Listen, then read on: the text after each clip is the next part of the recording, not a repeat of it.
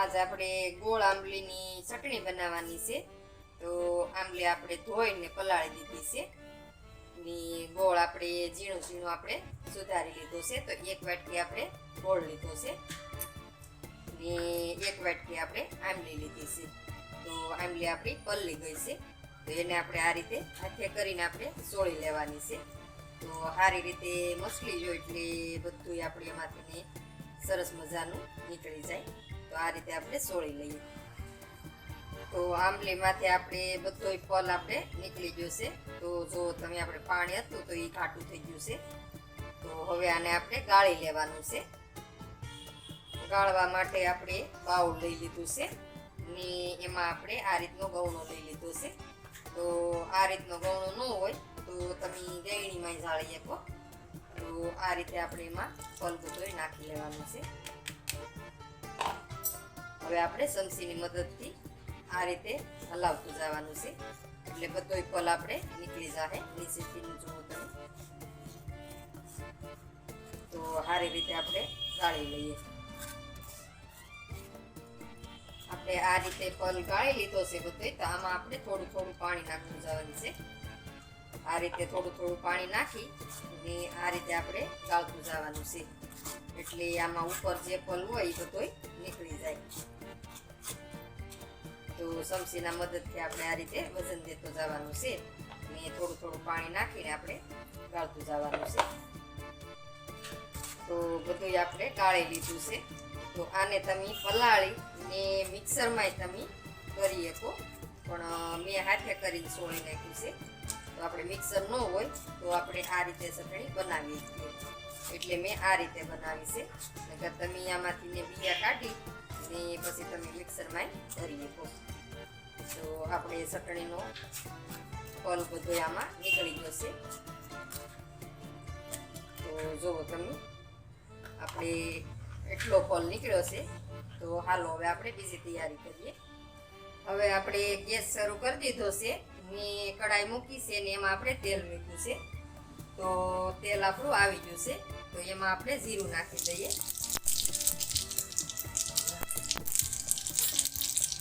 જીરું આપણું તતરી ગયું છે, તો હવે એમાં આપણે હિંગ નાખી દઈએ।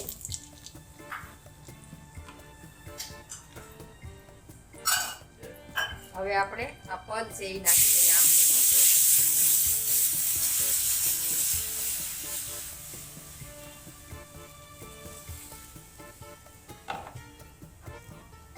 હવે આપણે આ રીતે હલાવતા જવાનું છે ને એને સડવા દેવાની છે। તો ઉકળવા દઈએ આપણે। તો જેટલી તમારે જે રીતની ચટણી બનાવવી હોય એ રીતનું તમારે પાણી નાખવાનું। વધારે બનાવવી હોય તો વધારે પાણી નાખવાનું। તો આને હવે આપણે ઉકળવા દઈએ।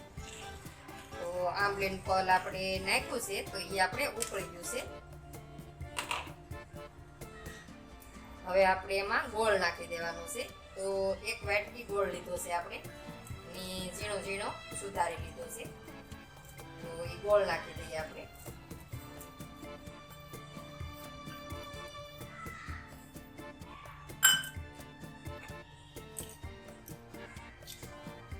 હવે આપણે ગોળને ને આંબલીના પલને બેયને પાકવા દઈએ। તો આ રીતે આપણે મિક્સ કરતું જવાનું છે ને પાકવા દેવાનું છે। તો આ રીતે જ આપણે થોડીક વાર એને પાકવા દેવાનું છે। ગોળ આપણે પાકી ગયો છે, જો તમે આપણે ચટણીનો કલર એ આપણે બદલી ગયો છે। હું તમને આ રીતે ઊંચી કરીને દેખાડું છું। ને તમારે ઘાટી ચટણી બનાવવી હોય તો પાણી ઓછું નાખવાનું। હાલો હવે આમાં આપણે મસાલા કરી લઈએ। તો મસાલામાં આપણે મીઠું નાખવાનું છે। તો મીઠું તમારે જેવી રાખવી હોય ચટણી એ રીતનું મીઠું નાખવાનું છે। હવે આપણે એમાં ધાણા જીરુંનું ભૂકું થોડુંક નાખીએ।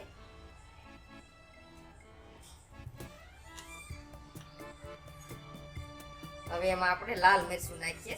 તો કોરી ચટણી છે, તો તમારે તીખી કરવી હોય તો વધારે નાખવાનું। તો હવે આપણે આને પાકવા દઈએ થોડીક વાર।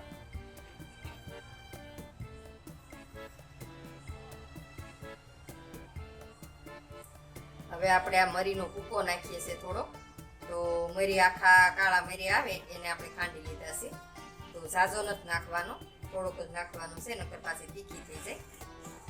તો આ રીતે હવે આપણે થોડીક વાર એને પાકવા દઈએ. તો કલર જોવો તમે, મસ્ત કલર આવી ગયો છે ચટણીનો. હવે આપણે એમાં ખાંડ નાખવાની છે. તો અડધી પોણી વાટકી ખાંડ લીધી છે આપણે. તો ખાંડ નાખી દઈએ. ખાંડથી કલર સારો આવે ચટણીનો, તો એ માટે આપણે ખાંડ નાખીએ છીએ. તો હવે આપણે એને પાકવા દઈએ. ખાંડ નાખીને આપણે થોડીક વાર પાકવા દેવાની છે, એટલે ખાંડ આપણે પાકી જાય.